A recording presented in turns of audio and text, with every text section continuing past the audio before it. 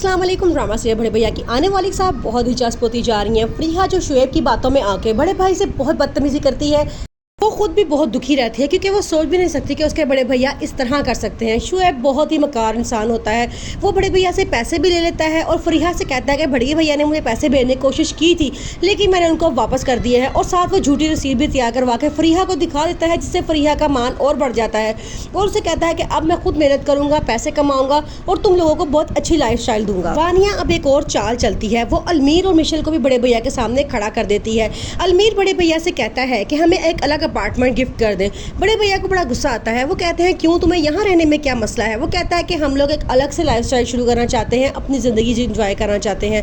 बड़े भैया कहते हैं ऐसा नहीं हो सकता, मेरी ज़िंदगी में इस घर से कोई नहीं जाएगा, हम पांचों बहन भाई एक जगह पे रहेंगे। लेकिन वो कहता है नहीं। मिशेल बड़े भैया से बड़ी बदतमीजी करती है और कहती है कि हमें अलग अपार्टमेंट चाहिए क्योंकि हम वहाँ शिफ्ट होना चाहते हैं। बड़े भैया कहते हैं ऐसा मेरी ज़िंदगी में कभी नहीं हो सकता, हम बहन भाई को कोई जुदा नहीं कर सकता। लेकिन मिशेल आगे से कहती है कि बाहर के मुल्कों में जाकर देखें, वहाँ सब अलग अलग ज़िंदगी गुजारते हैं और बड़े अच्छे तरीके से ग्रो करते हैं। आगे से बड़े भैया कहते हैं कि बाहर की लाइफस्टाइल के बारे में तुम हमें ना बताओ, ये मेरा घर है और यहाँ मेरे असूल चलेंगे।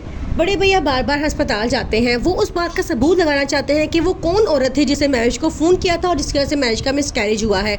आगे से महेश उनको मना भी करती है कि छोड़ें, आपकी पहली ज़िंदगी में इतनी प्रॉब्लम्स चल रही हैं, इस मसले को छोड़ दे। लेकिन कबीर कहता है नहीं, ऐसा नहीं हो सकता, मैं ये जानना चाहता हूँ कि हमारी खुशियों का दुश्मन कौन है, किसने तुम्हें झूठा फ़ोन करके इत्तला दी ताकि तुम्हारा मिसकैरेज हो।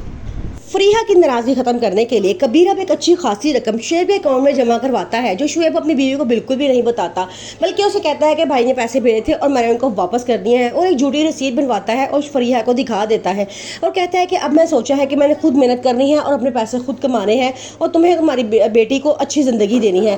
फरीहा ये सुनती है तो बड़ा खुश हो जाती है और कहती है ठीक है, अब हम किसी का एहसान नहीं लेंगे। वो ये समझ रही होती है कि शायद उसका हस्बैंड ठीक हो चुका है, लेकिन ऐसा नहीं होता। शुएब अभी भी उसे धोखे में रख के बड़े भैया से पैसे ले रहा होता है और इस बात का उसे नहीं पता होता।